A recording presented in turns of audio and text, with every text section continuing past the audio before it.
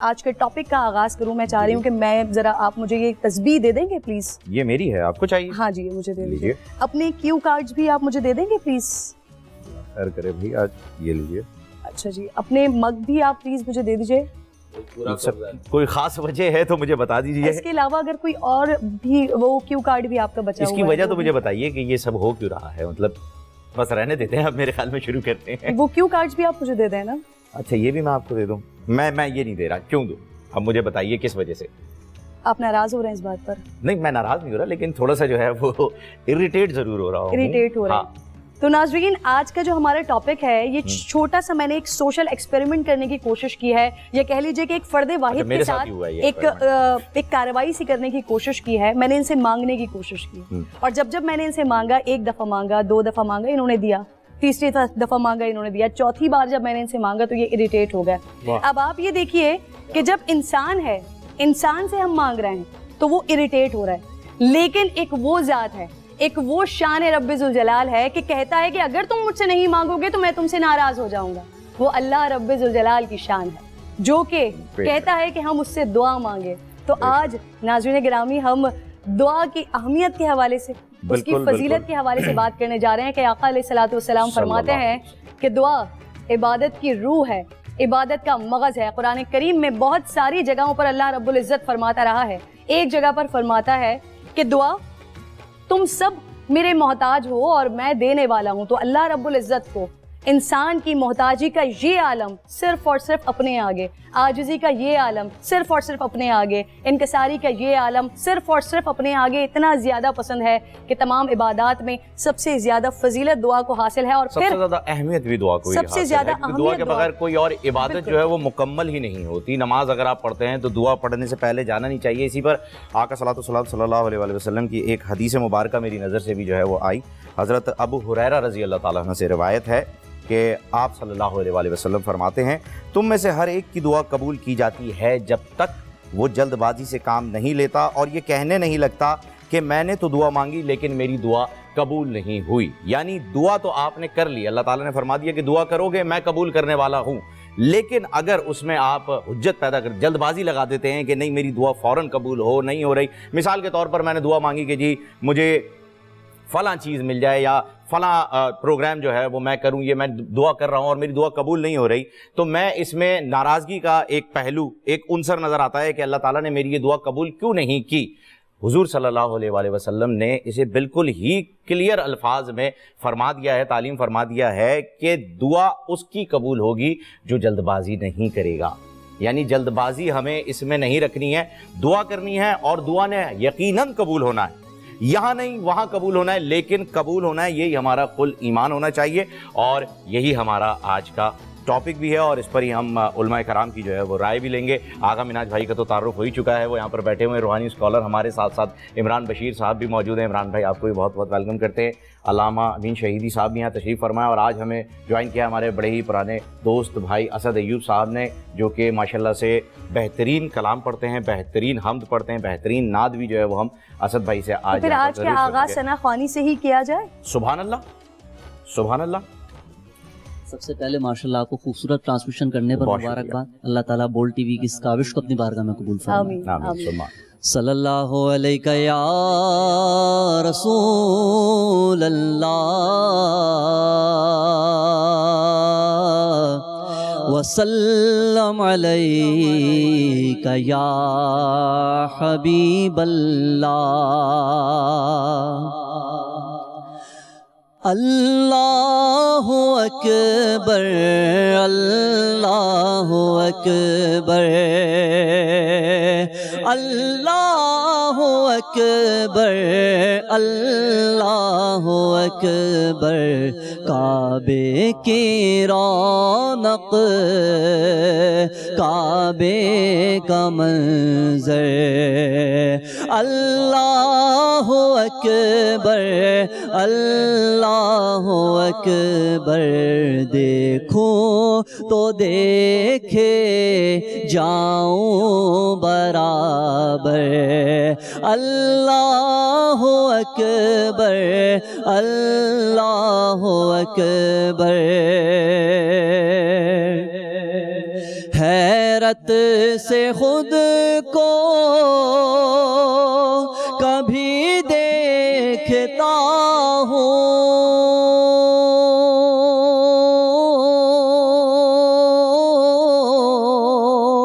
اور دیکھتا ہوں کبھی میں حرم کو لایا کہاں مجھ کو میرا مقدر۔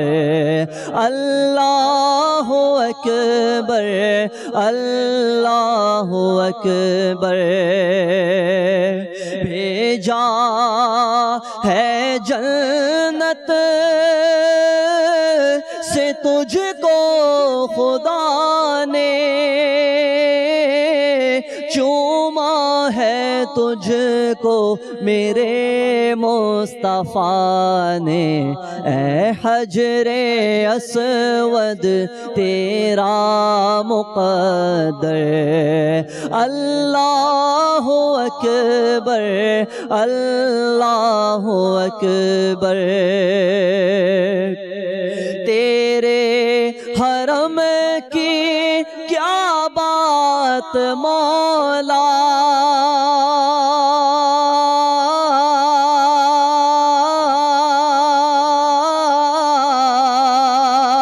تیرے کرم کی کیا شان مولا، تا عمر کر دے آنا مقدر، سب کا تا عمر کر دے آنا مقدر۔ اللہ اکبر اللہ اکبر، اللہ اکبر اللہ اکبر۔ اللہ اکبر اللہ اکبر، خوبصورت ترین ہم الحمدللہ 8 سحر یہاں پر کر چکے ہیں علماء کرام کی موجودگی میں، لیکن آج آپ نے آغاز سے یہ خوبصورت کلام کے ساتھ اور جو آخر میں آپ نے دعا کی ہے نا کہ تا عمر کر دے آنا مقدر، آئے ہائے بہت شکریہ، آپ نے سحر کا سما بنا دیا۔ بہت شکریہ اسد بھائی، بڑی ہمیشہ کی طرح خوبصورت آواز کے ساتھ آپ نے خوبصورت کلام۔ آج کے ٹاپک کی جانب جو ہے وہ بڑھتے ہیں۔ عمران بھائی آپ سے شروعات کرتے ہیں۔ دعا کی فضیلت کئی جگہوں پر بیان کی گئی ہے، احادیث مبارکہ میں بھی بتائی گئی ہے، کلام پاک میں بھی بتائی گئی ہے دعا کی فضیلت، لیکن ساتھ ساتھ یہ بھی بتلایا گیا ہے کہ کچھ ایسے لوگ بھی ہیں جن کی دعا قبول نہیں ہوتی۔ یہ کون لوگ ہیں عمران بھائی؟ بسم اللہ الرحمن الرحیم۔ ہمیشہ کی طرح اللہ تعالیٰ آپ تمام احباب کو بہت بہت جزائے خیر عطا فرمائے۔ چن چن کے آپ موضوع لے کے آتے ہیں جس سے لوگوں کی توبہ بھی ہو رہی ہے، اصلاح بھی ہو رہی ہے، اصلاح معاشرہ جسے کہتے ہیں، اور میں یہ سمجھتا ہوں کہ اسی کی امت کو ضرورت ہے۔ اللہ تعالیٰ آپ کو، آپ کی پوری ٹیم کو اس کی جزا دے، آمین۔ قرآن پاک میں اللہ تعالیٰ فرماتے ہیں ادعونی استجب لکم، جو دعا مانگو گے میں تمہاری یقیناً قبول کروں گا۔ علامہ ابن حجر اسقلانی رحمۃ اللہ علیہ جنہوں نے بخاری شریف کی شرح لکھی ہے، ان سے کسی نے پوچھا کہ وَإِنَّا نَدْعُو فَلَمْ يُسْتَجَبْ لَنَا، ہم دعائیں مانگتے ہیں ہماری دعائیں تو قبول نہیں ہو رہی۔ تو فرمایا ماتت قلوبکم، تمہارے دلوں کو کچھ چیزوں نے مردہ کر دیا ہے جس وجہ سے تمہاری دعائیں قبول نہیں ہو رہی۔ اس میں سے سب سے پہلی فہیم بھائی جو وجہ بیان فرمائی جس سے آج ہم نے توبہ کرنی، جیسے الحمدللہ پرسوں ہم نے غیبت سے توبہ کی، بالکل، اور میں واضح اس کے اثرات دیکھ رہا ہوں۔ کئی دوست احباب کے میسیج آئے کہ الحمدللہ ہم نے بھی توبہ کی اس پروگرام کی برکت سے، اور آپ لوگوں کا خلوص، ہماری کوشش اللہ تعالیٰ نے کامیاب الحمدللہ کہ دیکھیں نا غیبت کی اتنی سخت، میں آج بھی یقین کریں اس بات کا تذکرہ کہ دوست احباب سے کر رہا تھا کہ غیبت کرنے والا کتنا محروم انسان ہے کہ توبہ کر بھی لے پھر بھی سب سے آخر میں جنت میں جائے گا، اور نہ کرے تو سب سے پہلے دوزخ میں جائے گا۔ تو جیسے اس سے توبہ کی، کل کے موضوع میں ہم نے اللہ ہمیں دیکھ رہا ہے اس نیت کا استحضار کیا، کیمرے کی آنکھ دیکھ رہی ہے، چھوٹا بچہ دیکھ رہا ہے، ایسے ہی آج ہم نے جن چیزوں سے دعائیں قبول نہیں ہوتی ان چیزوں سے ہم نے اپنے آپ کو ترک کر لیا۔ جی، تو علامہ ابن حجر اسقلانی رحمۃ اللہ نے سب سے پہلی وجہ بیان فرمائی، فما واشتغلتم بعیوب غیرکم وترکتم عیوب انفسکم، جب سے تم نے اپنے عیب دیکھنا چھوڑ دیے اور دوسروں کے عیب دیکھنا شروع کر دیے، رب نے تمہاری دعاؤں کو قبول فرمانا چھوڑ دیا۔ اللہ، آج ہم نے یہ نیت کرنی ہے کہ آج کے بعد میں نے کسی کے عیبوں کو نہیں دیکھنا۔ بولیے انشاءاللہ، انشاءاللہ انشاءاللہ انشاءاللہ۔ قرآن پاک کے شروع میں آپ اٹھائیے الف لام میم ذالک الکتاب لا ریب فیہ ھدی للمتقین، یہ عظیم الشان کتاب ہے، اس سے ہدایت متقی لوگوں کو ملے گی۔ تقوی کا لفظ قرآن پاک میں 250 مرتبہ آیا ہے۔ حضرت امام حسن رضی اللہ تعالیٰ عنہ سے پوچھا گیا کہ حضرت تقوی کہتے کس کو ہیں؟ ویسے تو تقوی کا لفظی ترجمہ گناہوں سے بچنا، پرہیزگاری، لیکن امام حسن مجتبیٰ نے کیا فرمایا؟ فرمایا اللہ تری نفسک خیرا، کہ تمہیں اپنے نفس کی کوئی خیر، کوئی خوبی نظر نہ آئے، دوسروں کا کوئی عیب نظر نہ آئے، تو سمجھ لینا کہ تمہیں تقوی نصیب ہو گیا۔ سبحان۔ خطبہ نکاح میں 5 مرتبہ تقوی کا فہیم بھائی ذکر ہے، بالکل جی 5 مرتبہ۔ کیوں؟ کہ خامن کو کہا جا رہا ہے کہ ساری زندگی بیوی کے عیب نہیں دیکھنے، بیوی کو کہا جا رہا ہے خامن کے عیب نہیں دیکھنے۔ بات سمجھ میں آ گئی؟ پھر دوبارہ اللہ کہہ رہے ہیں بھائی بیوی کے عیب نہیں دیکھنے، بیوی کو کہا جا رہا ہے خامن کے، بھائی بات سمجھ میں آ گئی؟ پھر تیسری مرتبہ، پھر چوتھی مرتبہ، پھر 5ویں مرتبہ، 5 مرتبہ تقوی کا لفظ لا کے اس بات کی طرف رہنمائی فرمائی گئی کہ عیب نہیں دیکھنے۔ آج جو ہماری دعائیں قبول نہیں ہو رہی، اس کی ایک بنیادی وجہ یہ ہے کہ ہم دوسروں کی کمیوں کو دیکھ رہے ہیں۔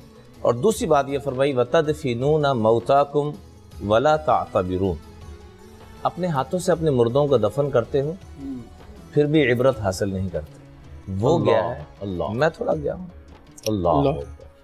اور ایک حدیث میں 3 اشخاص کا الگ سے ذکر فرمایا، ثلاثۃ لا یستجاب دعاؤہم، 3 طرح کے لوگ ایسے ہیں جن کی دعائیں قبول نہیں ہوتی۔ پوچھا گیا رسول اللہ صلی اللہ علیہ وسلم وہ 3 کم نصیب کون ہے؟ تو سب سے پہلے ذکر فرمایا آکل الحرام، حرام کھانے والا، حرام کی کمائی والے شخص کی دعا قبول نہیں ہوتی۔ دوسرے نمبر پہ فرمایا مکثر الغیبہ، غیبت کرنے والا، اور تیسرے نمبر فرمایا من کان فی قلبہ حقد للمسلمین، جس کے دل میں مسلمانوں کی نفرت ہوگی، حقارت ہوگی، اللہ ایسے بندے کی دعا بھی قبول کرے گا۔ پہلی جو بات فرمائی آکل الحرام، اس کے اوپر اچھا کالر عمران بھائی ہمارے ساتھ ہیں، پھر اس کی تفصیل جو ہے وہ ہم لیتے ہیں۔ یاسر بھائی جو ہیں کوئٹہ سے تعلق رکھتے ہیں، کافی دیر سے ہولڈ پر موجود ہیں۔ السلام علیکم یاسر بھائی۔ وعلیکم السلام جی جناب، کیا حال ہے؟ کوئی سوال اگر آپ کا ہو تو ضرور کیجیے گا۔ اللہ کا شکر ہے، آپ سنائیں طبیعت ٹھیک ہے؟ الحمدللہ جی الحمدللہ۔ کوئی سوال آپ کا؟ جی سوال یہ ہے کہ دعا قبول نہیں ہوتی، اس کے لیے کیا کیا جائے؟ آپ اپنی والدہ کا نام ان سے جان لیں تاکہ آپ وظیفے کے لیے۔ اچھا یاسر صاحب، آپ کی والدہ کا نام بتانا پسند کریں گے آپ؟ فاطمہ۔ فاطمہ فاطمہ جی، بہت شکریہ۔ آپ وظیفہ آپ نے جو ہے وہ نوٹ کر لیا ان کا؟ دیکھیں جی، دعا قبول نہیں ہوتی یا وظائف کرنے کا دل نہیں چاہتا یا نمازیں پڑھنے کا دل نہیں چاہتا، تو اس کے لیے تو سب سے پہلے میں یہ بات عرض کیے دیتا ہوں کہ شیطان ہمیشہ اسی جگہ پر آتا ہے جہاں پر کوئی ایمان کی دولت جہاں پر موجود ہو۔ اگر آپ کا دل نماز اور وظائف اور ان چیزوں سے دور ہے اور آپ کا دل اگر دعا کرنے کا نہیں چاہتا، نماز پڑھنے کا نہیں دل چاہتا، تو آپ کو چلتے پھرتے اٹھتے بیٹھتے یا اللہ ہو یا ہادی، یا اللہ ہو یا ہادی، یا اللہ ہو یا ہادی کا ہمیشہ ورد رکھیں، اور سبحان اللہ والحمد للہ ولا الہ الا اللہ واللہ اکبر، یہ تیسرا کلمہ ہے، اس کو مکمل پڑھیں لا حول ولا قوت الا باللہ کے ساتھ۔ انشاءاللہ آپ دیکھیں گے کہ آپ کا نمازوں میں دل لگے گا، قرآن میں دل لگے گا، اور اللہ تبارک و تعالیٰ کی طرف آپ کی رغبت ہوگی، اور انشاءاللہ آپ کی دعائیں ضرور قبول ہوں گی، کیونکہ دعاؤں کی قبولیت سے پہلے مین جو چیز ہے نا وہ ہے آپ کی نماز، اور نماز کی جو کنجی ہے وہ ہے آپ کا وضو کی کنجی آپ کی طہارت۔ یہ ایک پورا پیکج ہے، اگر آپ صحیح غسل کریں گے، صحیح وضو کریں گے، صحیح نماز ہوگی تو صحیح دعا بھی ہوگی، بنیاد بہتر ہوگی، بنیاد بہتر ہوگی، اسٹرکچر، اور وہ 3 چیزیں ہونا بہت ضروری ہے جن کا حضور اکرم صلی اللہ علیہ وسلم نے فرما دیا ہے کہ نہیں ہوگا، وہ تینوں چیزیں ذرا یاسر بھائی کے لیے بھی۔ آپ بات کر رہے تھے نا حرام کھانے والی، تو میں ایک چھوٹا سا صرف ایک قصہ ایڈ کرنا چاہتی ہوں۔ میرے ایک کولیگ ہیں، میرے ساتھ ہی کام کرتے ہیں، اور ہمیں ہر انسان کی اچھی چیز سے کچھ نہ کچھ سیکھنا چاہیے۔ تو اللہ تعالیٰ ہمیں ان کے نقش قدم پر چلنے کی توفیق عطا فرمائے کہ کچھ عرصے پہلے وہ دفتر جب اپنا چھوڑ رہے تھے، پچھلا دفتر چھوڑ کے اگلے دفتر کی جانب جا رہے تھے، تو وہاں پر جا کر جو بقایا جات ہوتے ہیں، آپ کے جو سیٹلمنٹ ہوتی ہے دفتر کی، انہوں نے دفتر میں جا کے خود وہاں پر کہا کہ آپ میری سیلری میں سے کچھ 20-30 ہزار روپے کاٹ لیجئے گا. ان سے پوچھا گیا کیوں؟ انہوں نے کہا کہ ہو سکتا ہے کہ میں نے بہت ساری ایسی چیزیں جیسے ہم چارجنگ کرتے ہیں دفتر کی طرف سے ہمیں نہیں دیا ہوا, چارج کرتے ہیں, بجلی کا استعمال کرتے ہیں, یہ میری حرام کی کمائی ہوگی. ایسی بہت ساری چیزیں کہ ہمارا 8 گھنٹے کا وقت ہے لیکن ہم 8 گھنٹے میں سے 7 گھنٹے آئے, کبھی 6 گھنٹے آئے. ہم نے وقت کی کمی بیشی کی جو ادارے کی جانب سے ہمیں 8 گھنٹے دیے گئے ہیں. تو میں اس چیز کو دیکھ کر بہت زیادہ حیران ہوئی اور میں نے سوچا کہ اللہ رب العزت اس وقت دنیا میں اس طرح کے چلتے پھرتے لوگ موجود ہیں جن کو پتا ہے کہ اللہ ایک چیز کو ان کی دیکھ رہا ہے جو انسان چھپا رہا ہے. تو یہ ایسے لوگ اللہ تعالیٰ ہمیں بھی ان کے نقش قدم پر چلنے کی توفیق عطا فرمائے. پیر مرشد کے پاس بیٹھا ہوا تھا تو ایک شخص آیا اور آ کے کہنے لگا حضرت میرے سیلری سے گزارا نہیں ہو رہا کہ سیلری اس کی ٹھیک ٹھاک تھی, 2 لاکھ کے قریب سیلری تھی, اللہ گزارا نہیں ہو رہا. لیکن ماننے والا بندہ تھا. جیسے بہن نے فرمایا نا, حضرت نے فرمایا 2 لاکھ کی بجائے اپنی سیلری کو 1.5 لاکھ کر لو. وہ آیا تھا وظیفہ پوچھنے کے لیے 2 سے 2.5 کیسے ہو, 3 کیسے ہو. حضرت نے فرمایا 1.5 کر لو. آیا اگلی دفعہ, کہا حضرت اس دفعہ قرضہ تو نہیں چڑھا, پہلے قرضہ بھی چڑھ جاتا تھا برا بھی نہیں ہوتا تھا, اس دفعہ قرضہ نہیں چڑھا لیکن مشکل سے گزارا ہوا ہے, میں 1.25 لاکھ کر لو. 1.25 لاکھ کی. تو اگلے مہینے جب آیا تو آ کے کہنے لگا حضرت اس دفعہ قرضہ بھی نہیں چڑھا, اخراجات بھی پورے ہو گئے اور پیسے بچ بھی گئے, لیکن مجھے یہ فلسفہ سمجھ میں نہیں آیا.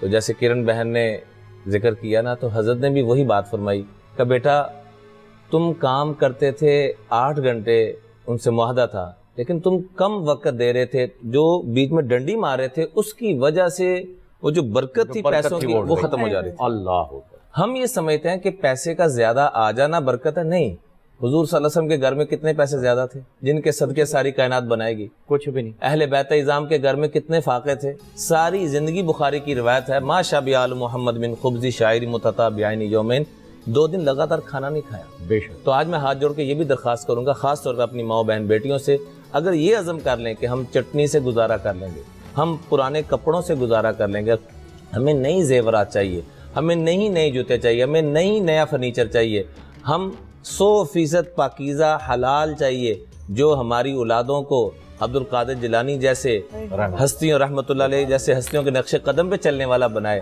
رابعہ بصریہ جیسی بیٹیاں بنائے. اس میں ایک چھوٹا سا واقعہ بس عرض کر کے بات پوری کرنا چاہوں گا. حضور صلی اللہ علیہ وسلم نے فرمایا ان اللہ طیب, اللہ خود بھی پاک ہے, لا یقبل الا طیبا, اللہ پاکیزہ چیز کو صرف قبول کرتا ہے. اس لیے ہمیں کلمہ بھی ملا تو کلمہ طیبہ, بالکل شجرۃ طیبہ.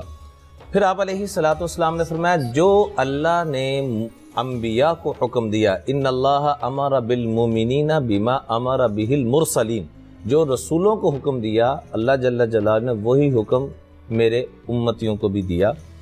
کیا کہ یا ایھا الرسل کلوا من الطیبات واعملوا صالحا, اے انبیاء کی جماعت علیہ الصلوۃ والسلام پاکیزہ کھانا ہے پھر عمل صالح کرنا ہے. وہی حکم دیا ایمان والوں کو, یا ایھا الذین آمنوا کلوا من طیبات, پاکیزہ مال کھائیں.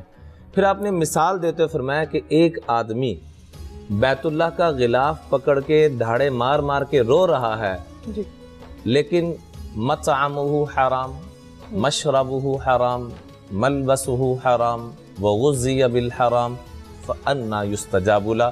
تو میں اس کا کھانا پینا ہی ٹھیک نہیں ہے تو اس کی دعائیں کہاں سے قبول؟ سبحان اللہ, سبحان اللہ. بڑی خوبصورت جو ہے وہ بات کر دی کہ کھانا پینا ٹھیک نہیں ہے, اگر حرام کھا رہے ہیں تو یہ تو بنیادی اصول ہے, پھر دعا نے قبول نہیں ہونا ہے. پھر گلہ جو ہے وہ اللہ سے جو ہے وہ نہ کیا جائے کہ ہماری دعا قبول کیوں نہیں ہو رہی. اور اگر کوئی حرام میں پھنسا ہوا ہے تو اس کو میں ایک چھوٹی سی گزارش کروں گا کہ اللہ سے مانگنا شروع کر دے کہ یا اللہ مجھے اس کا نعمت بدل دے, مجھے فوراً نہ چھوڑے, لیکن مانگنا شروع کر. کوئی رشوت میں پھنسا ہوا ہے, اس کا گزارا نہیں ہو رہا, وہ تو فوراً ترک کرے. کوئی کمائی ایسی ہے جو حرام ہے تو دیکھیں کیسی مبارک شریعت ہے, یہ نہیں حکم کہ فوراً چھوڑ دے, تلاش کرنا شروع کر دے, مل جائے تو چھوڑ دو. اور کتنی عجیب ہے عمران بھائی کہ انسان حرام کمائے اور اس سے حلال فوڈ خریدنے جائے.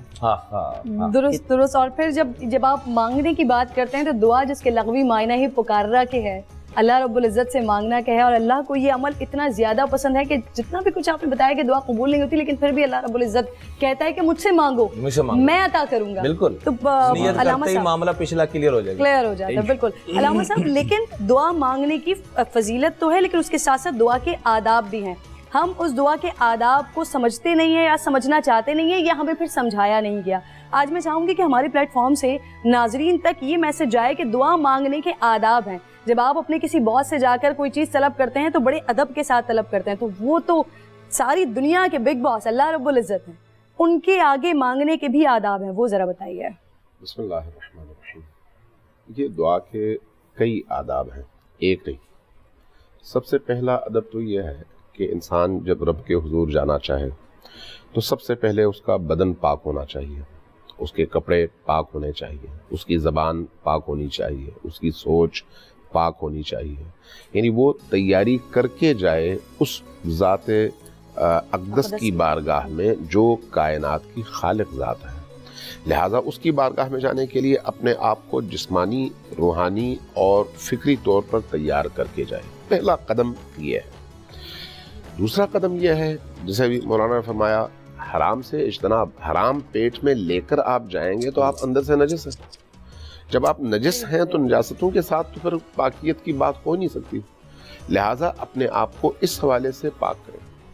ایک شخص آیا امیر المؤمنین علی ابن ابی طالب علیہ السلام کی بارگاہ میں, یہ نہج البلاغہ میں حدیث موجود ہے. کہا استغفر اللہ ربی واتوب الیہ. جب اس نے کہا استغفر اللہ ربی واتوب الیہ تو امیر المؤمنین غضب کے لہجے میں فرمایا کہ سکلت کا امک, تمہاری ماں تم پر روئے, کیا تمہیں نہیں معلوم کہ استغفر اللہ کا مطلب کیا ہے؟ وہ شخص جو استغفر اللہ ایسے جیسے ہم تسبیح ہاتھ میں لیے زبان چلاتے رہتے ہیں تو روٹین ہوتی ہے, بعض اوقات اس طرح کی کیفیت ہوتی ہے جس میں نہ انسان کا دل تسبیح کے ساتھ ہوتا ہے, نہ اس کی سوچ ساتھ ہوتی ہے, ذہن کہیں اور ہوتا ہے, ہاتھ کہیں اور ہوتے ہیں, انگلیاں کہیں اور ہوتی ہیں. کہا کہ کیا تمہیں نہیں معلوم استغفار کا مطلب کیا ہے؟ استغفار کرنے سے پہلے تم جاؤ, تمہارے جسم میں جو حرام کی چربی چڑھی ہوئی ہے اس کو پگھلاؤ. استغفار سے پہلے تم جاؤ, جتنا تم نے دوسروں کا مال جمع کیا ہوا وہ ان کو واپس لوٹاؤ. استغفار سے پہلے جاؤ, جو حقوق الناس تمہارے ذمے واجب الادا ہیں ان کو ادا کرو. اس کے بعد جب ہر طرح سے پاک ہو جاؤ پھر آؤ اللہ کی بارگاہ میں اور کہو استغفر اللہ ربی واتوب الیہ. دعا ظاہر ہے استغفار بھی دعا ہی ہے. دعا کا جو ادب ہے اس ادب میں آپ دیکھیے احادیث کو اور قرآنی آیات کو. نماز بھی دعا ہے اصل میں. نماز میں آپ ابتدا سے انتہا تک جو کرتے ہیں وہ دعا ہے.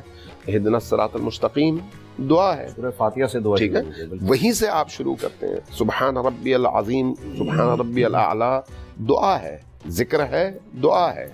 آپ جب تشہد میں بیٹھتے ہیں استغفر اللہ ربی واتوب الیہ دعا ہے. خود ہمارا یہ جو نماز کا سٹرکچر ہے خود یہ بھی اگر شعوری ہو تو یہی سٹرکچر ہمیں بتاتا ہے کہ ہمیں کیسا ہونا چاہیے.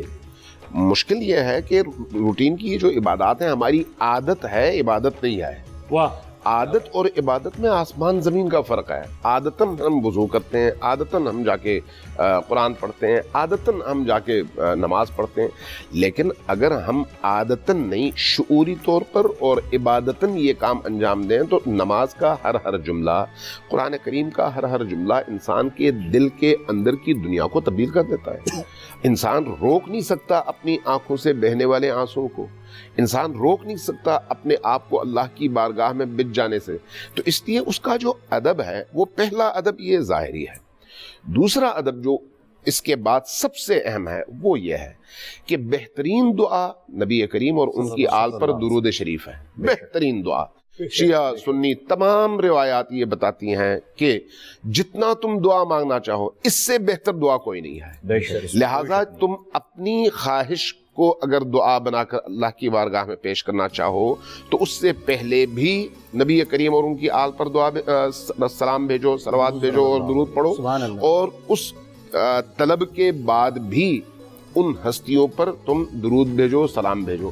جب یہ کام کرو گے تو چونکہ اللہ نے قرآن کریم میں ایک بات کی ہے اور بڑی عجیب بات ہے, اللہ نے کسی کام میں کسی مخلوق کو شریک نہیں کیا, لیکن یہ جو کام ہے صلوات اور درود کا, اس میں اللہ نے فرمایا ان اللہ وملائکتہ یصلون علی النبی یا ایھا الذین آمنوا صلوا علیہ وسلموا تسلیما. یعنی یہ کام میں کرتا ہوں اور تم بھی کرو. اس کام میں اللہ نے دوسروں کو شریک بنایا ہے. سبحان اللہ. تو کیا مطلب ہے اس کا؟ جو اللہ شرک سے اتنا بیزار ہے وہ نبی کریم اور ان کی آل پر بھیجنے والے درود میں خود کہہ رہا کہ یہ کام کرو، میں بھی کرتا ہوں، تم بھی کرو، میرے ساتھ شریک ہو جاؤ. یہ جو عبادت ہے اتنی بڑی عبادت ہے، اس لیے چونکہ یہ فرمایا، اس لیے ہمارے علماء نے وہ احادیث نقل کی، شاید کسی اور پروگرام میں عرض کر چکا تھا کہ لا تصلوا علی صلاۃ البطرہ، آل کو چھوڑو مت، آل کو شامل کرو. اب بعض اوقات غلط فہمی کی وجہ سے، بعض اوقات عدم علم کی وجہ سے، بعض اوقات عادت کی وجہ سے ہم چھوڑ دیتے ہیں. تو اگر ہم حضرت ابراہیم کی آل کو ہر صورت میں شامل کرتے ہیں جو کہ گزشتہ نبی ہیں، تو اپنے نبی کی آل کو کیسے چھوڑ سکتے ہیں؟ لہٰذا دونوں کو ساتھ لے کر چلیں. اور جب آپ درود بھیجیں گے، درود بھیجنے کے بعد جو بھی آپ دعا کریں گے ممکن نہیں ہے قبول نہ ہو، لیکن قبولیت کی شکلیں مختلف ہوتی ہیں. بعض اوقات آپ کہتے ہیں مجھے روٹی چاہیے، اللہ روٹی پہنچا دیتا ہے. بعض اوقات آپ کہتے ہیں مجھے روٹی چاہیے، اللہ روٹی نہیں پہنچاتا، لیکن روٹی کی جگہ ایسی چیز پہنچاتا ہے جس کے بارے میں آپ نے کبھی سوچا بھی نہیں ہوتا.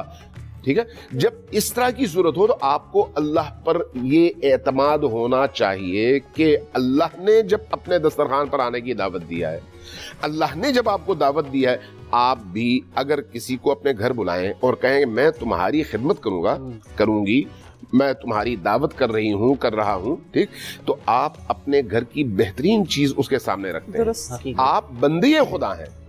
آپ جب یہ کام کرتے ہیں تو کیا اللہ کی غیرت گوارا کر سکتی ہے کہ وہ کہے ادعونی استجب لکم، تم مجھ سے مانگو میں دوں گا، اور جب میں مانگوں تو وہ کہے نہیں میں نہیں دوں گا؟ کیسے ہو سکتا ہے؟ اس کا مطلب یہ ہے کہ اس کے قبول کرنے کی کیفیات اور اس کی شرائط ہماری ضرورت کے حساب سے ہیں. بعض چیزیں ہم سمجھتے ہیں کہ ہمارے لیے ضروری ہیں، لیکن وہ جانتا ہے کہ میرے لیے نہ صرف ضروری نہیں ہے بلکہ نقصان دہ ہے. جہاں پر وہ سمجھے نقصان دہ ہے، ایک ماں کی طرح سے، ایک ماں جب بچہ آگ کا شعلہ مانگے تو بچے کے ہاتھ میں آگ کا شعلہ نہیں دیتی، کوئی خطرناک چیز نہیں دیتی، اس لیے نہیں کہ بچے کی بات نہیں مان رہی، اس لیے کہ وہ اس کے لیے خطرناک ہے. لہٰذا جو دعا بظاہر مجھے لگتا ہے کہ قبول نہیں ہوئی، اس پر مجھے یہ یقین ہونا چاہیے کہ کہیں پر میری مصلحت ایسی تھی جس کی وجہ سے اللہ نے اس کو قبول کیا اور کہیں پر سنبھال کے رکھا ہے میرے لیے. کرم اللہ وجہ جب دعا مانگا کرتے تھے، جو قبول ہوتی تھی اس پہ خوش ہوتے تھے، اور جو نہیں قبول ہوتی تھی اس پہ زیادہ خوش ہوتے تھے کہ اللہ رب العزت کی اس کے اندر رضا ہے. اور ایک چھوٹی سی چیز میں عرض کرنا چاہتی ہوں، آپ نے درود ابراہیمی کی بات کی، تو ناظرین درود ابراہیمی کی ہمیں فضیلت اور پھر اس سے بڑھ کر کیا ہوگی، علماء کرام میری تصحیح کریں گے اگر میں غلط کچھ کہہ رہی ہوں گی. جب ہم نماز پڑھتے ہیں اور نماز میں اگر کچھ غلطی ہو جاتی ہے، کوئی بھول چوک ہو جاتی ہے، تو اس کے بعد ہم سجدہ سہو ادا کر لیتے ہیں. لیکن اگر اتحیات کے بعد ہم درود ابراہیمی بھول جاتے ہیں تو پوری نماز ٹوٹ جاتی ہے، ہمیں آغاز سے نماز ادا کرنی ہوتی ہے. بغیر درود کے نماز نہیں ہوتی، بغیر درود کے تو نماز ہوتی نہیں ہے، بالکل اس میں کوئی شک نہیں ہے. اچھا اگر ہم بھول جاتے ہیں. میں ایک علامہ صاحب کی بات سے ہی مجھے ایک واقعہ یاد آ گیا جو کہ حضور اکرم صلی اللہ علیہ وسلم کے زمانے کا ہی ہے. آپ صلی اللہ علیہ وسلم مکے میں تشریف رکھتے تھے، اور کمی بیشی اس میں جو ہے وہ معاف کیجیے گا مجھے. تو ایک شخص جو ہے وہ مدینے سے عمرے کی غرض سے آیا احرام کی حالت میں. 7 دن کا سفر ہوا کرتا تھا، اونٹوں پہ زیادہ تر سفر ہوتا تھا. تو احرام کی حالت آپ سمجھ سکتے ہیں کہ وہ نہا سکتا تھا، وہاں کے بال ٹوٹ گئے تو دم دینا پڑ جائے گا، دھول لگی ہوئی مٹی میں. جو شخص اسے دیکھ رہا ہے وہ یہی کہہ رہا ہے کہ یار کتنا نیک آدمی، عمرے کی غرض سے آیا، احرام باندھے ہوئے آیا ہے، اتنا نیک آدمی. اور وہ دعا کے لیے کھڑا ہو گیا مکے میں جب، تو آپ حضرت صلی اللہ علیہ وسلم نے فرمایا کہ اس شخص کی دعا قبول نہیں ہوگی، کیونکہ جو اس کے پیٹ میں ہے وہ حرام ہے.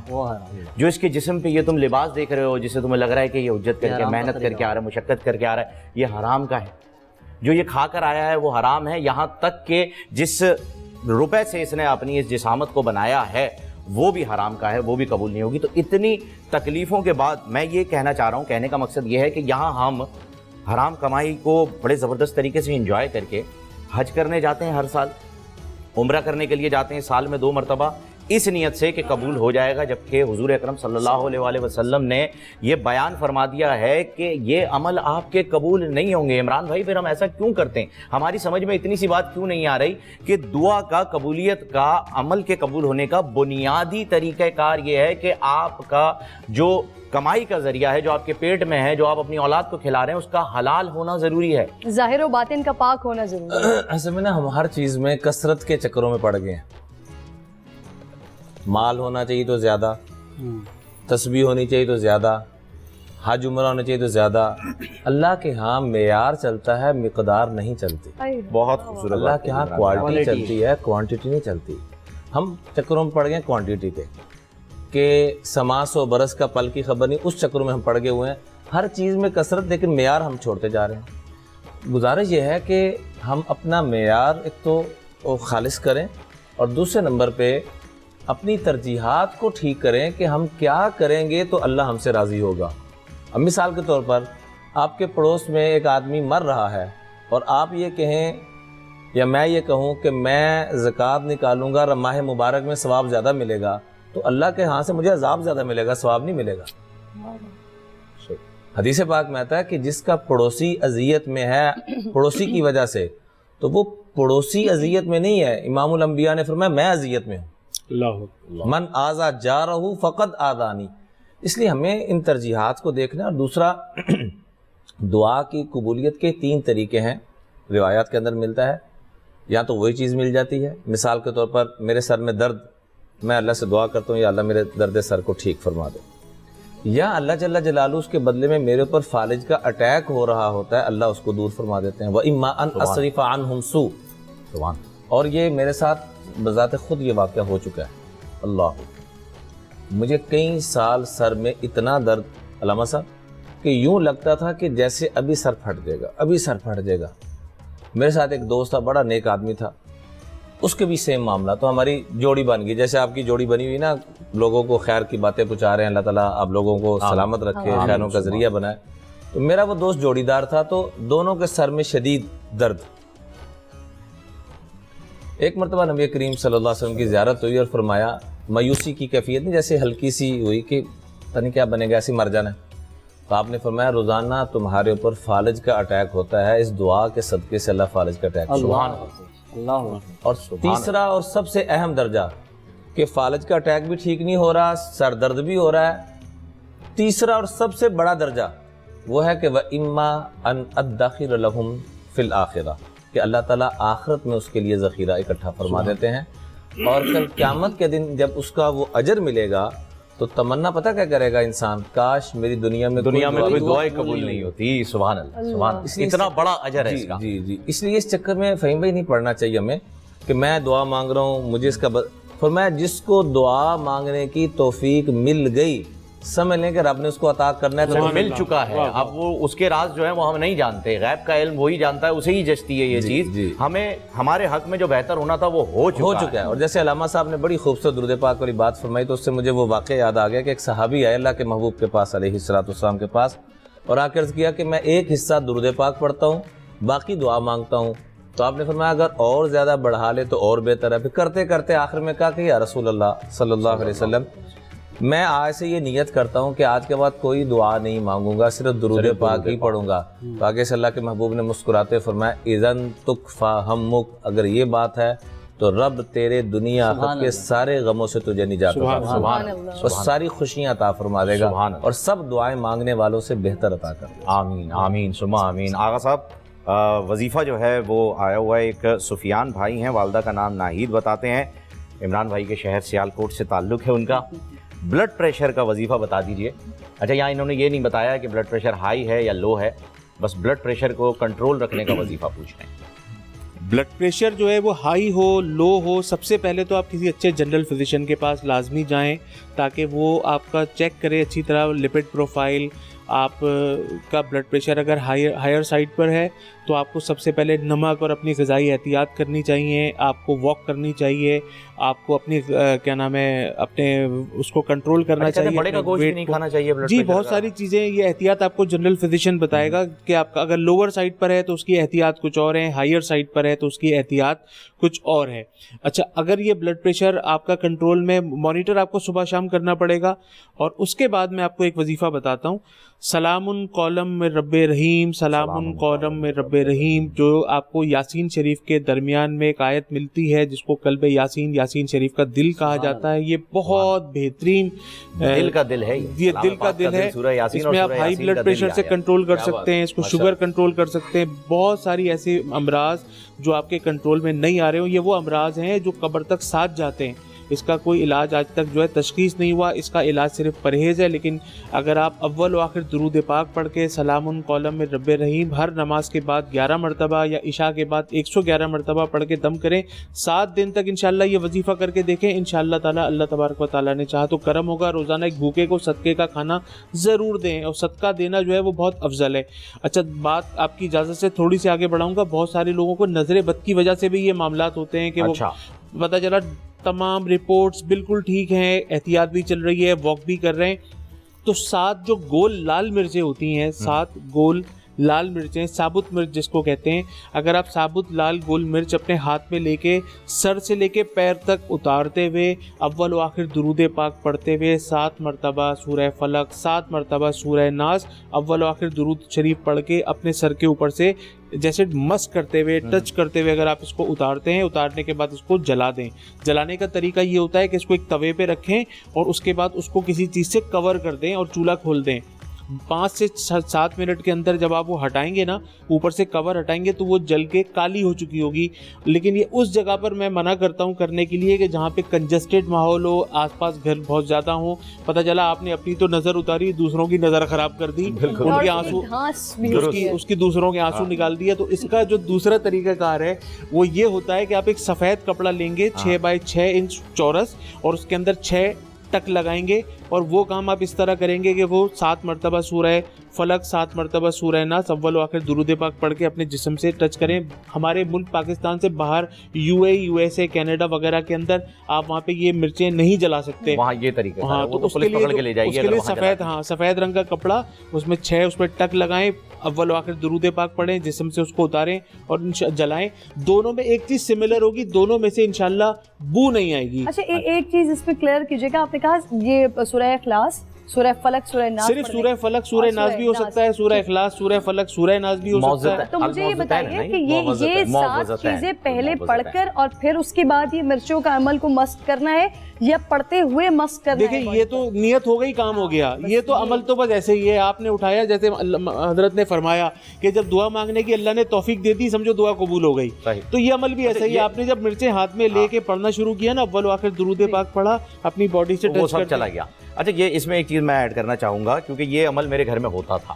میرے بڑے بھائی صاحب نے جب دیکھا تو انہوں نے جو ہے وہ منع کر دیا میری بیگم کو کہ یہ مرچیں جو ہے نا یہ نہیں جلانے چاہیے. تو علامہ صاحب, ہاں یہ ہندوانہ طریقہ, یہ ان کے الفاظ تھے کہ یہ انڈیا سے آیا ہے, تو یہ طریقہ کار جو ہے وہ مرچوں والا, کیونکہ سورہ فلق اور سورہ ناس شامل ہے. سورہ فلق, سورہ ناس, بالکل آپ نے جو کپڑے والا بتایا وہ صحیح ہے. مرچوں والا عمل میں بتا رہا ہوں کہ ہوتا تھا, تو وہ رسک کی وجہ سے جو ہے وہ منع کر دیا. میں نے صوفیاء کرام کی اور علماء کے پاس اور بڑے اچھے مطلب متقی اور پرہیزگار عاملین کے پاس سے یہ وظیفے لیے, پڑھے, کتابوں میں دیکھے, اور مجھے کہیں سے اس کی کوئی ایسی سند نہیں ملی کہ جس کے یہاں یعنی میں بس یہ کلیئر کرنا چاہ رہا ہوں کہ بھائی صاحب جو کہہ رہے تھے کہ بھائی یہ جو ہے یہ رسک ہے, انڈیا سے تو ہمارے پاس بے شمار چیزیں آئی ہیں, لیکن اس کو ہندوانہ طریقہ کہنا نہیں, ہندوانہ نہیں, انڈین, انڈیا سے کہا جا سکتا ہے, ہندوستان کا طریقہ ہے. لطیفہ مجھے یاد آ گیا, جب آپ نے پوچھا نا بلڈ پریشر کا, تو میں نے پیچھے غصے کے موضوع پہ اپنے فیس بک آئی ڈی کے اوپر مختلف موضوعات کلپس چلتے رہتے ہیں, تو غصے کا موضوع تھا وہ, میں نے ایک کلپ بھیجا, ایک ہمارے بہت نامور کرکٹر ہیں, پورے ورلڈ میں کئی ریکارڈ بنائے, میں نام لینا مناسب نہیں سمجھوں گا,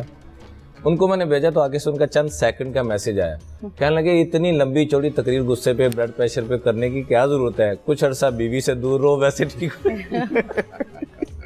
پھر تو ان کا نام بالکل نہ لیں, ہماری آپ سے ہاتھ جوڑ کے گزارش ہے کہ بھابھی اگر دیکھ رہی ہوں گی پروگرام تو ان کے لیے مسائل ہو جائیں گے. دیکھنا پڑے گا, ان بیگم کو دکھانا پڑے گا. ہمارا ایک دوست گھر میں ہے نا, تو والدہ نے کہا کہ بلڈ پریشر, کیا کہتے ہیں اس کو, بلڈ پریشر کہہ دیا, پریشر کوکر پھٹا, ہاں جی, اور آپ کی بیوی بچ گئی تو بڑا حیران ہو گیا تھا بچ گئی ہے. اللہ اکبر, لوگوں کا یہ ماننا ہے. اچھا علامہ صاحب, میں یہ جاننا میں جاننا چاہ رہا تھا کہ دعا پہ ہم نے بات کی اور دعا کی فضیلت پہ ہم عموماً بات کرتے رہتے ہیں, کیونکہ جب بھی کسی چیز کی بات آتی ہے, جیسے اگر غیبت کا بھی ٹاپک ہوتا ہے تو اس پہ بھی دعا کا عنصر آ جاتا ہے کہ غیبت کی وجہ سے دعا بھی قبول نہیں ہوتی. ایک چیز بد دعا بھی ہوتی ہے. یہ بد دعا کے جو علامات ہیں, یہ بد دعا کی جو حقیقت ہے, کیا واقعی کسی کی بد دعا دے دینے سے آپ کے اوپر وہ چیز لاگو ہو جاتی ہے یا نہیں؟ اس کی کیا حقیقت کیا ہے؟ دیکھیے, بد دعا اصل میں کسی کا خیر نہ چاہنا یا کسی کے لیے اللہ کی طرف سے عقاب چاہنا ہے. ہر وہ شخص جس پر کوئی اور ظلم کر رہا ہو, اس ظالم کے خلاف لب کھولنا اور اللہ سے اس ظالم کی سزا مانگنا, یہ بد دعا ہے. اگر کسی نے واقعی ظلم کیا ہے, ہمارے ہاں جو طریقہ ہمیں بتایا گیا ہے وہ یہ ہے کہ اس ظالم کی ہدایت کے لیے دعا کرو, اور اگر وہ قابل ہدایت نہیں ہے تو پھر اس کی بربادی کے لیے دعا کرو. یہ جو اس کی بربادی کے لیے اللہ سے دعا ہے, یہ بری دعا ہے. یعنی بد کا مطلب بری دعا ہے. لیکن یہ بری دعا کب ہے؟ جب اس شخص کی ہدایت کے سارے دروازے بند ہو چکے ہوں. اللہ تبارک و تعالیٰ کی جو سنت ہے وہ رحمت پر مبنی سنت ہے. جب اللہ تبارک و تعالیٰ نے حضرت موسیٰ کو فرعون کے پاس بھی بھیجا تو فرعون جیسا شخص جو انا ربک الاعلیٰ کہتا تھا, انا ربکم الاعلیٰ کہتا تھا, اس شخص کے مقابلے میں بھیجتے ہوئے فرمایا کہ قولوا قولا لینا, اس سے نرمی کے ساتھ گفتگو کرو. کیوں؟ یہ نرم انداز میں گفتگو سے ہو سکتا ہے اس کا دل نرم پڑ جائے اور وہ پلٹ آئے. یعنی یہ اللہ کی سنت ہے اور انبیاء کی سنت ہے. اب جہاں پر یہ کام نہ کر سکے وہاں پر پھر ظاہر ہے آپ اس کے عقاب کے لیے دعا کریں گے. اور یہ جو عقاب کی دعا ہے یہ خود انبیاء کی سیرت میں بھی تو موجود ہے. انبیاء نے بھی آخر کار جب کسی سے وہ بالکل مایوس ہو گئے اور اس کے ظلم اور ستم سے تنگ تھے تو پھر اس شخص کی بربادی کے لیے یا اس کی موت کے لیے انہوں نے دعا کی, جو کہ بد دعا ہے. لہٰذا بد دعا مطلق طور پر منع نہیں ہے, لیکن اس کا مورد ہے, اس کا مقام ہے, ہر جگہ نہیں. اب عام طور پر جی شرائط ہے, کسی کی بات نہ مانو. مثال کے طور پہ کسی نے کوئی پیسے ادھار مانگ لیے, اسے نہ دو تو وہ بد دعا دے دیتا ہے, اللہ تمہیں برباد کر دے. فقیر بند. ہاں آج کل تو یہ ہو رہا ہے. ان لوگوں کے بارے میں بھی ذرا یہ ظاہر ہے خلاف شریعت بھی ہے, خلاف سنت بھی ہے, اللہ کے دین کے مزاج کے خلاف بھی ہے کہ جس نے آپ کی بات نہیں مانی اس کے لیے اب ہاتھ اٹھا کے بد دعا دینا شروع کر دیں. نہیں, نہ اس سے بد دعا لگتی ہے, یہ بھی ذہن میں رکھیں. اس طرح کی گفتگو سے کسی کو بد دعا نہیں لگتی, چونکہ دعا کی قبولیت کا دار و مدار اللہ کی رضا پر ہے. اللہ جب راضی ہو اور مان جائے تو وہ دعا قبول ہوتی ہے, چاہے وہ اچھی دعا ہو چاہے وہ بری دعا ہو. اور اللہ بری دعا کو اتنی جلدی قبول نہیں کرتا, وہ دیکھتا. اس لیے انبیاء کے حوالے سے بھی جب حتیٰ انبیاء تو کائنات کی معتبر ترین اور مقدس ترین ہستیاں ہیں, ان کی دعا کو تو فوراً قبول ہونا چاہیے. لیکن بہت ساری جگہوں میں قرآن کریم میں احادیث میں یہ اس طرح کے واقعات ملتے ہیں کہ جب انہوں نے آخر کار بد دعا دینا چاہا تو تب بھی اللہ کو یہ محبوب نہیں تھا کہ بد دعا دی جائے, اللہ پھر ان کو مہلت دینا چاہ رہا تھا. تو اس لیے جو عام زندگی میں لوگ اس طرح کی چھوٹی چھوٹی باتوں پر اس طرح کا بیہیویئر اختیار کرتے ہیں, یہ غلط ہے, یہ نہیں کرنا چاہیے. اور جو لوگ اس بات سے ڈرتے ہیں ان کو ڈرنا بھی نہیں چاہیے, چونکہ اس کی کوئی تاثیر نہیں ہوتی. وہ جو شروع میں بات ہوئی, مولانا نے اخلاص کے حوالے سے بات کی, معیار کے حوالے سے بات کی, بڑی خوبصورت بات تھی کہ ہم کمیت کی طرف چلے گئے, کیفیت کی طرف نہیں گئے. دیکھیں, اللہ کی بارگاہ میں آپ اگر پوری دنیا دے دیں تو اللہ کو اس سے کوئی غرض نہیں ہے, اس لیے کہ اس کی نگاہ میں پوری دنیا کی کوئی قیمت نہیں ہے. اس کی نگاہ میں جس چیز کی قیمت ہے وہ کیا ہے؟ وہ آپ کے اندر کی پاکیزگی ہے. ام المومنین عائشہ کے حوالے سے یہ روایت جو ہے موجود ہے کہ جب ایک بھیڑ یا بکرے کو کاٹا گیا, گوشت تقسیم ہوا, تو رسول پاک نے ام المومنین سے پوچھا کہ کیا بچا ہے؟ کہا کہ یا رسول اللہ سب کچھ ہم نے تقسیم کر دیا, صرف ایک ران بچی ہے. فرمایا کہ نہیں, پھر یہ کہو کہ سب کچھ باقی ہے ایک ران کے علاوہ. اللہ, کیا مطلب؟ مطلب یہ ہے کہ تم نے جو لوگوں کو دیا وہ تمہارے پاس بچا ہوا ہے, جو تم نے اپنے لیے رکھا وہ ضائع ہے. ٹھیک. اب اگر آپ غور کریں اس پر کہ یہ جو قرآن کی آیات نازل ہوئی ہیں, انما وَيُطْعِمُونَ الطَّعَامَ عَلَى حُبِّهِ يَتِيمًا وَمِسْكِينًا وَأَسِيرًا, تو اگر 3 راتیں مسلسل امیر المؤمنین علی ابن ابی طالب کے گھر سے جو کی روٹی، سارا خانوادہ روزے میں، اور افطار میں اب پانی ہے اور جو کی روٹی ہے، دروازے پر جب مسکین آئے تو وہ روٹی اس کو دے دی جاتی ہے، غریب فقیر آئے اس کو دے دی جاتی ہے، یتیم آئے اس کو دے دی جاتی ہے، خود پانی سے افطار کرتے ہیں، تو پھر اللہ کی طرف سے جو آیت آتی ہے وہ کیا ہے؟ انما نطعمکم لوجہ اللہ لا نرید منکم جزاء ولا شکورا، ہم تمہارے شکریہ کے انتظار میں نہیں ہیں، تمہاری طرف سے جزا کے انتظار میں نہیں ہیں، ہمیں صرف یہ چاہیے کہ اللہ اس سے خوش ہو۔ تو اللہ کی نگاہ میں جب آپ خود وہ جو روایت اس کے حوالے سے، انگوٹھی کے حوالے سے، کہ مسجد نبوی میں امیر المؤمنین علی ابن ابی طالب رکوع کی کیفیت میں تھے اور ایک فقیر آیا اور اس نے مسجد والوں سے مانگا، کسی نے اس کو کچھ نہیں دیا، جب نہیں دیا تو اس نے ہاتھ اٹھائے، روایات میں یہ ہے کہ ہاتھ اٹھائے، کہا کہ بار اللہ تو گواہ رہنا، مسجد کے تمام نمازیوں سے میں نے مانگا، کسی نے کچھ نہیں دیا۔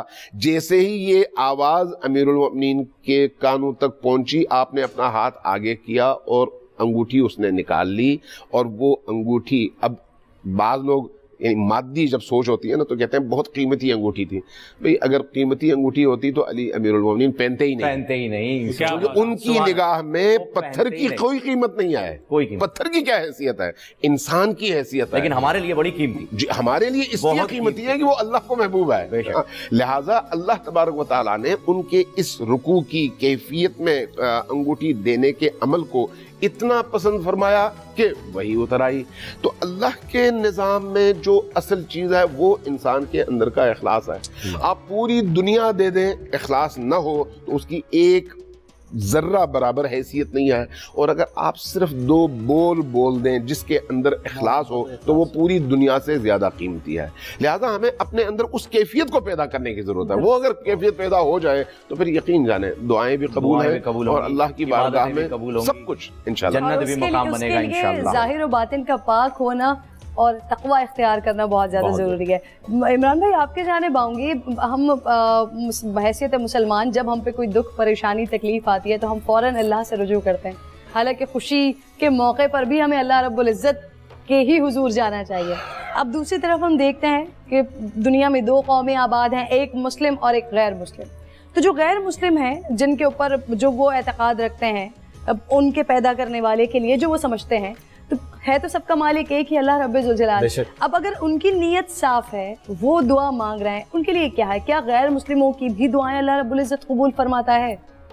روایات کے اندر ایک واقعہ ملتا ہے کہ ایک آدمی 70 سال بت کو پکارتا رہا، یا سنم کہتا رہا، غلطی سے زبان سے ایک دفعہ نکل گیا یا صمد، اللہ قل هو اللہ احد اللہ الصمد، کیا بات، تو آسمانوں سے آواز آئی لبیک یا عبدی، بول میرے بندے، کیا بات، کیا چاہتا ہے؟ تو فرشتوں نے عرض کیا کہ باری تعالیٰ وہ 70 سال سے سنم کہتے ہیں بت کو پکار رہا تھا، حرف غلط کی طرح سنم کی بجائے سمد نکل گیا، تو آپ نے فوراً جواب دے دیا۔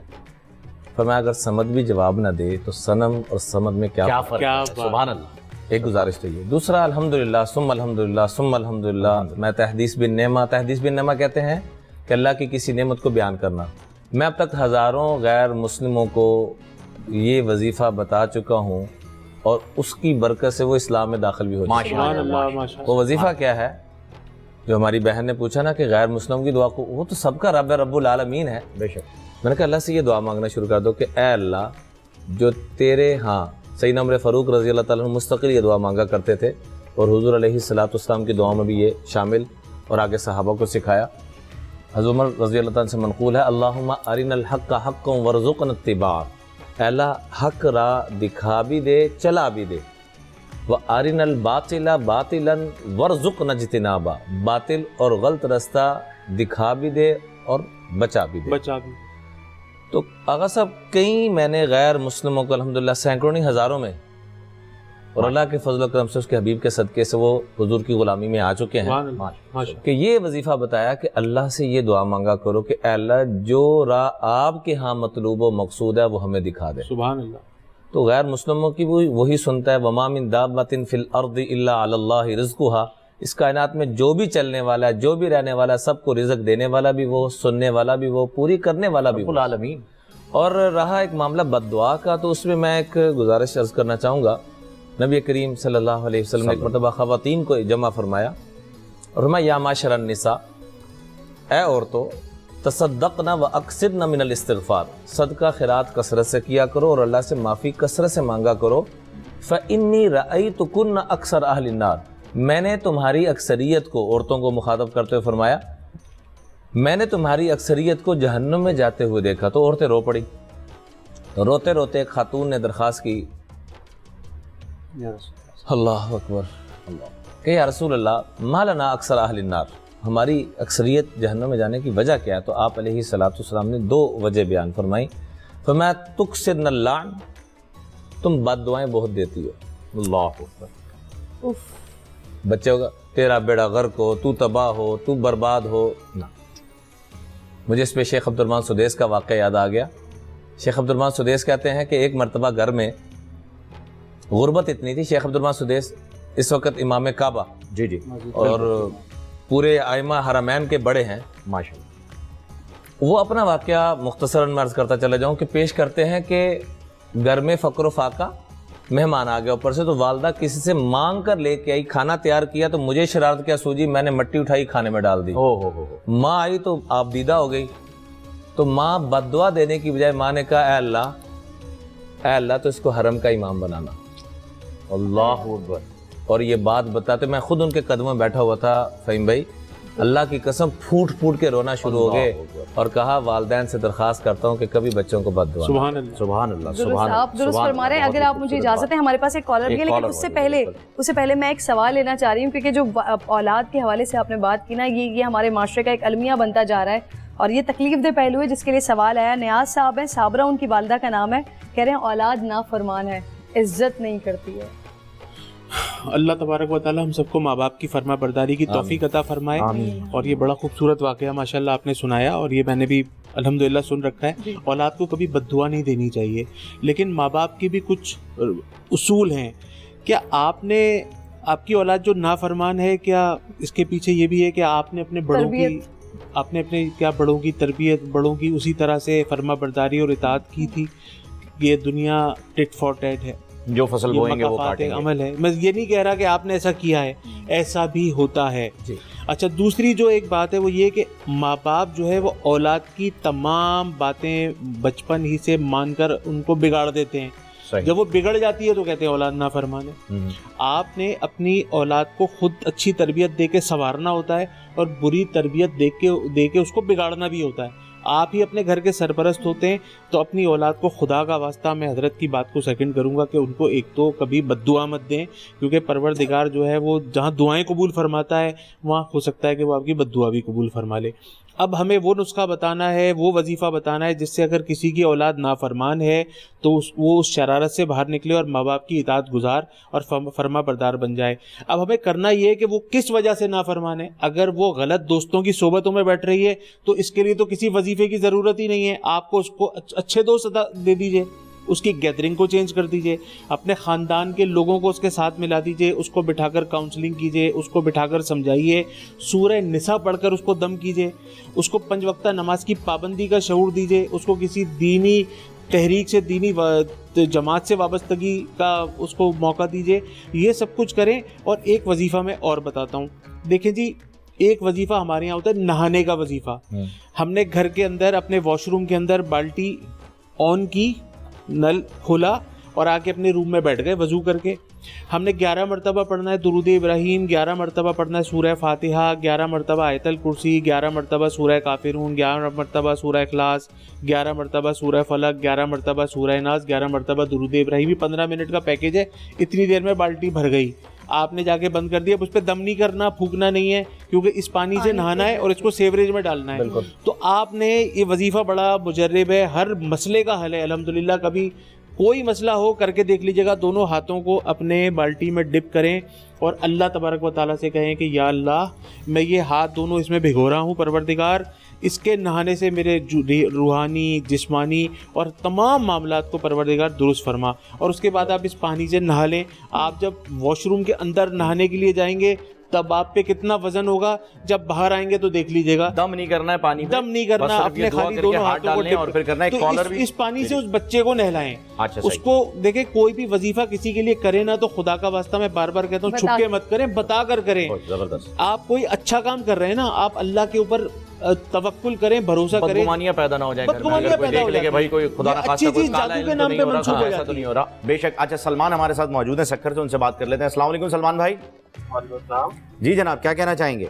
जी सदर साहब से मेरा एक सवाल है कि मेरा रिश्ते वगैरह मैं कहीं पर भी करता हूँ तो उसमें बात थोड़ी बहुत चलती है, फिर उसके बाद खत्म हो जाते हैं, तो इसके ऊपर मैं पूछने जा रहा हूँ क्या वजीफा करूँ मैं। सलमान, वालदा का नाम आप बताएंगे, वालदा मोहतरमा का? जी निगत नाम है। निगत। सलमान नाम है जी, इनकी वालदा का नाम निगत है। रिश्ते की कोशिश करते हैं तो रुकावट आ जाती है, टूट जाता है। देखिए, रिश्ते की कोशिश में आजकल तो जो भी अपनी बच्चियों की, बहनों की शादियां किसी से करता है ना, तो वो देखता है कि इसका अपना मकान है या नहीं है, ये बच्चा अच्छे रोजगार पर है, ये शख्स 5 वक्त नमाज की पाबंदी करता है। अब इतनी तफसील से तो उनसे बात नहीं हो पाई, लेकिन ये जो आपके रिश्ते एग्जीक्यूट नहीं हो रहे हैं तो इसके पीछे बहुत सारे अवामिल हो सकते हैं। और हम लोग की, हमारी एक आदत होती है, हम हर चीज़ को उठा के रूहानियत के डब्बे में डाल देते हैं। बिल्कुल। अपने तमाम जो मामलात होंगे ना, उस पर कोई हमारी तो यार किसी ने हम पे जादू कर दिया, किसी की बंदिश हो गई, हमारे घर में बैठे कमाने नहीं जा रहे, बंदिश हुई है हमारे ऊपर, अपनी गफलत हमने नहीं छोड़नी। तो एक बहुत अच्छा वजीफा है 5 वक्त नमाज की। देखे, पाबंदी अगर आप नहीं करेंगे ना तो शादी भी नहीं होगी। तो शादी करने के लिए 5 वक्त की नमाज की पाबंदी जरूरी है। रमजान शरीफ का महीना है तो तहज्जुद की भी पाबंदी करें, तरावी भी पढ़ें अगर आप पढ़ सकते हैं। ये तमाम नमाजें तो पढ़नी ही पढ़नी है, बावजू तो आपको रहना ही है, क्योंकि शादी तो जिंदगी का सबसे बड़ी सुन्नत है ना, अल्लाह के रसूल की मीठी सुन्नत है। आधा ईमान आपका इसमें बच जाता है ना। तो ये सारे ये सुन्नत पे अमल करने के लिए नमाजों की पाबंदी जरूरी है। या लतीफ़ो या हलीवो हर नमाज के बाद 100 मरतबा पढ़ें। इन चीज़ों की पाबंदी करते हुए हर नमाज के बाद 100 मरतबा या लतीफ़ो या हलीमो या लतीफ़ो या हलीमो ये करें और अल्लाह ताला से दुआ करें। दुआ इबादत का मग़ज़ है। अगर आपने जितने भी 1 घंटे का वजीफ़ा किया और 2 मिनट की दुआ मांगी तो ये आपने गलत किया। अगर आपने 1 घंटे का वजीफ़ा किया है तो कम से कम 10 मिनट तो अल्लाह की बारगाह में दुरूद पाक मांगे, बड़े खुलूस के साथ मांगे और इस नियत के साथ मांगे कि इसने कबूल हो जाना है, इस शक्ल में नहीं तो किसी और शक्ल में। गाफिल दिल से दुआ मत मांगो। ये हुजूर अलैहि सलाम की हदीस मुबारक का मफहूम है कि आपकी, जैसे अल्लामा ने फरमाया ना इस वक्त, कि आपकी उंगली कहीं और होती है, आपका हाथ कहीं और होता है, आपकी सोच कहीं और होती है और आप वज़ाइफ पढ़ रहे हो। का तायुन ना भी करें तो खुलूस नियत के साथ कॉलर अली करमुल्लाह वजहू की जो यकसुई थी नमाज में वो अदा करें। बेशक, आमीन। कॉलर है हमारे साथ, मलीहा, कराची से ताल्लुक है इनका। अस्सलाम वालेकुम मलीहा। वालेकुम अस्सलाम, रमजान मुबारक आप सबको। जी खैर मुबारक जी, आपको भी मुबारक। जी बहन, क्या कहना चाहेंगी? सबसे पहले तो मैं आपको शो की तारीफ करना चाहूँगी। आप लोगों की ट्रांसमिशन बहुत अच्छी चल रही है और मैं अपनी फैमिली के साथ देखती हूँ। बहुत शुक्रिया जी। उसके बाद मैं अपना एक सवाल पूछना चाहूँगी। जी जी पूछिए। क्या हम लोग जो है वो गैर मुस्लिम के लिए दुआ कर सकते हैं? गैर मुस्लिम के लिए दुआ कर सकते हैं। अच्छा जी, सवाल हो गया आपका, मुकम्मल हो गया? जी। अल्लामा साहब, अभी थोड़ी देर पहले इमरान भाई ने इसके लिए गुफ्तगू फरमाई थी, आप भी कुछ रहनुमाई इस पे। देखिए, गैर मुस्लिम के लिए दुआ इस माना में ज़रूर की जा सकती है कि अल्लाह उसको हिदायत दे और उस रस्ते पर डाल दे जिससे उसकी आखिरत संवर जाए और अल्लाह उससे राज़ी हो। गालिबन इनका इशारा उस तरफ था जो आजकल चल रहा है ना, कि कोई किसी का इंतकाल हो जाता है गैर मुस्लिम का तो रेस्ट इन पीस जो लिख देते हैं कि जी। वो तो खैर आपका उर्फ है ना, आप तस्लीयत ज़रूर कर सकते हैं कि अफसोस हुआ, ये हुआ वो हुआ, लेकिन ज़ाहिर है जब एक शख्स तौहीद का मुनकर हो, रसालत का मुनकर हो, कुरान करीम का मुनकर हो, तो फिर उसको आप ये दुआ कैसे देंगे कि वो आपसे राज़ी हो? ये तो नहीं हो सकता ना। तो इसलिए जो है 2 अलग अलग चीज़ें हैं। चूंकि वो इंसान है इसलिए किसी इंसान की भलाई चाहना आपके दीन का हुक्म है और किसी इंसान की बेहतरीन भलाई इसी में है कि उसको राह हिदायत मिल जाए। राह हिदायत इस दुनिया में भी निजात का बायस है और उस दुनिया में भी। लिहाजा ये दुआ तो आप सबके लिए करें, चाहे कोई भी हो। लेकिन जिस तरह से उर्फ़ आम में आप एक मुसलमान के लिए जन्नत की दुआ करते हैं, तो जन्नत ज़ाहिर है ईमान की शर्त के साथ बंदी हुई है, नथी है। तो अगर ईमान न हो तो फिर जो है जन्नत भी नहीं है।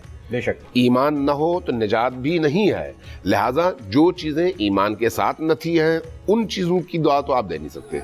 लेकिन हिदायत ज़ाहिर है वो भलाई है एक इंसान के लिए, उसकी आप जरूर दुआ करें, और जहां जहां आपको मौका मिले आप इसी अंदाज में दुआ करें। जब तक जिंदा है तब तक जो है वो दुआ कर दीजिए आप हिदायत के लिए, लेकिन जब वो मर जाए तो तस्लियत कर लें, तो फिर जो है तस्लियत कर लें। फहीम, मैं एक और चीज़ भी इतने खूबसूरत मौज़िनों को इतनी खूबसूरत आज़ाने देते हुए सुनती हूँ, और दुनिया भर में अल्हम्दुलिल्लाह जहाँ जहाँ मुसलमान हैं, जहाँ जहाँ आज़ान दी जाती है, तो मैं सोचती हूँ कि हज़रत बिलाल की आज़ान की खूबसूरती का आलम फिर क्या होगा। सुभान अल्लाह, ये जो हमें चलते फिरते दुनिया में जो तसव्वुर नहीं कर पाते, तसव्वुर नहीं कर पाते।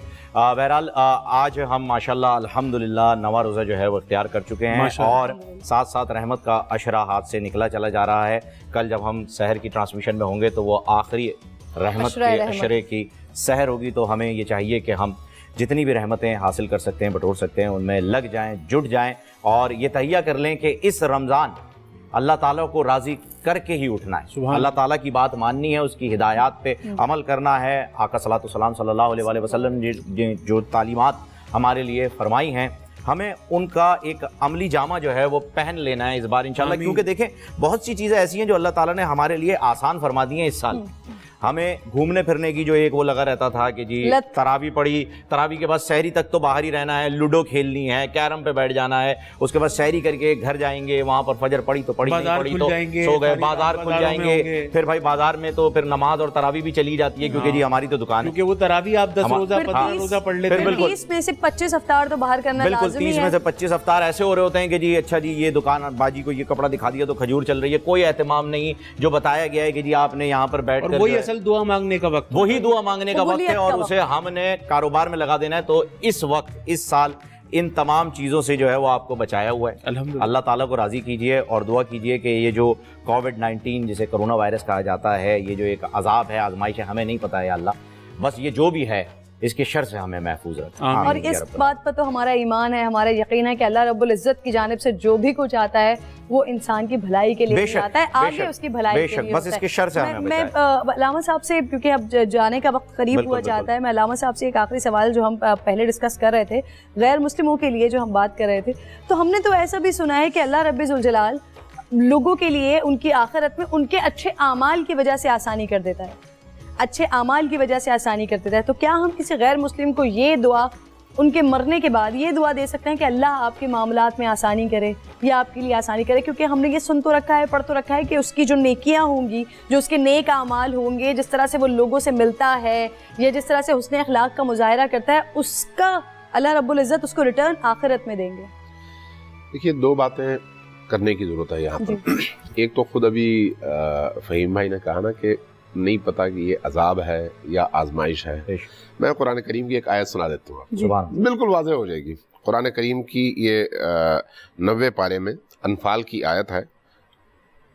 मुझे नज़र नहीं आ रहा कि नंबर क्या है, नंबर क्या है, मैं नंबर बता देता हूँ, और पढ़ने वाले जो हैं ज़रा कुरान खोल लें और देख लें। कुरान करीम में अल्लाह ने फरमाया कि वमा कानल्लाहु लियुअज़्ज़िबहुम व अंत फ़ीहिम, ए नबी जब तक आप इस उम्मत के दरमियान हैं, इस उम्मत पर अजाब नाज़िल नहीं होगा। एक, और दूसरा वमा कानल्लाहु मुअज़्ज़िबहुम व हुम यस्तग़फ़िरून, जब तक इस उम्मत में इस्तिग़फ़ार करने वाले लोग मौजूद होंगे अजाब नाज़िल नहीं होगा। सुभान अल्लाह, कुरान ने इस बात की गवाही दी है कि ये अजाब तो है ही नहीं भूल जाएं से, ये एक आजमाइश है, बिल्कुल, और बस अल्लाह ताला को राजी करने निकल, बिल्कुल। अब ये जो हम कहते हैं ना अजाब, अगर कोई शख्स इस कोरोना वायरस की वजह से अल्लाह के करीब होता है तो उसके लिए बहुत बड़ी नेमत आई है, बहुत बड़ी नेमत है। और अगर वो मजीद अपने गुनाहों में डूब जाता है तो उसके लिए अजाब है, हर सूरत अजाब है, क्योंकि खुद गुनाहों में डूबना सबसे बड़ा अजाब है। अच्छा, जहाँ तक हमारी किरण बहन ने सवाल किया, देखिए अल्लाह का जो निज़ाम है, इस निज़ाम में आजिर और माजूर का एक ताल्लुक है। अल्लाह ने अजर उसको देने का वादा किया है जो उसके लिए काम करे, ठीक है? जो अल्लाह के लिए करेगा उसको देगा, जितना करेगा उतना देगा, और उसको कई हवालों से मल्टीप्लाई करके देगा। लेकिन जो उसके लिए नहीं करेगा उसको नहीं देगा। लेकिन चूंकि अल्लाह जो है मुहसिन है, एहसान करता है, इसलिए जो लोग मुसलमान नहीं होते उनको इसी दुनिया में उनके मुस्बत तामीरी और नेक कामों का अजर इसी दुनिया में देता है। इसी दुनिया में, इसी वहां पर तो वो वहां पर ईमान की शर्त है ना, वहां पर ईमान ईमान ईमान ये भी कुरान की आयत है। ईमान शर्त अव्वल है आखिरत में, इस दुनिया में नहीं।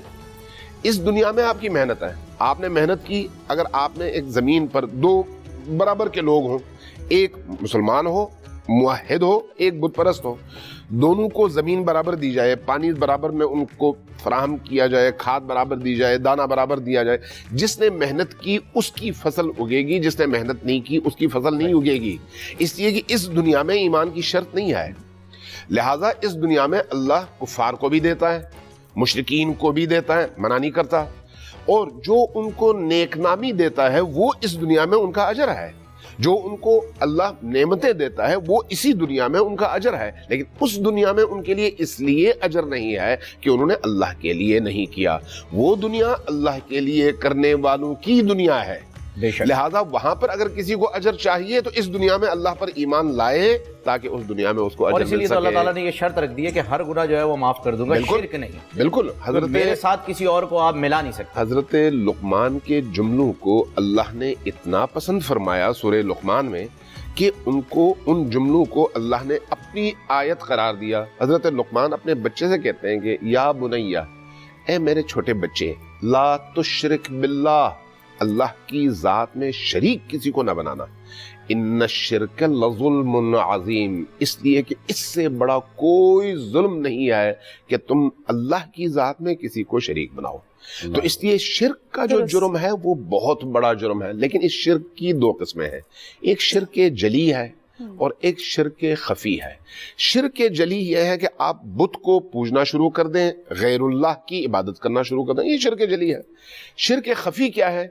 हम अपने अंदर अगरचे अल्लाह पर ईमान रखते हैं, लेकिन अल्लाह को छोड़कर किसी और से उम्मीद रखते हैं अपने अंदर। ये जो शिर्क खफी है ये ज्यादा खतरनाक है। बहुत बहुत शुक्रिया अल्लामा साहब, बहुत खूबसूरत आज की आपने डिटेल में जो गुफ्तगू की और हमें समझाया। पुरनूर सहर और जिक्र खुदा, नबियों की मदह सराई। पैगाम सुना ऐबाद सबा, पुरकैफ साथ आई। पोशीदा है ईमान की राह, अल्लाह की किताब मुक़द्दस में।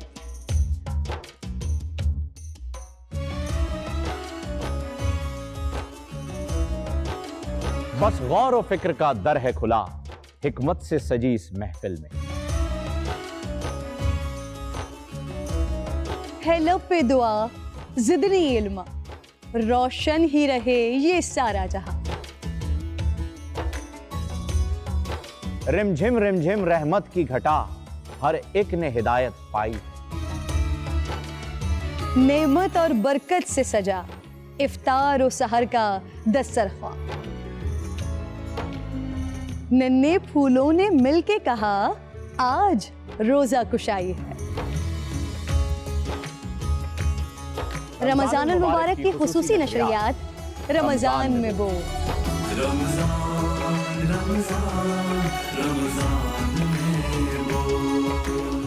रमजान अल मुबारक की खुसूसी नशरियात रमजान में बोल, फहीम खान और किरण नाज के साथ रोजाना सुबह 3 बजे सहर ट्रांसमिशन और शाम 5:30 बजे अफ्तार ट्रांसमिशन, सिर्फ बोल एंटरटेनमेंट पर।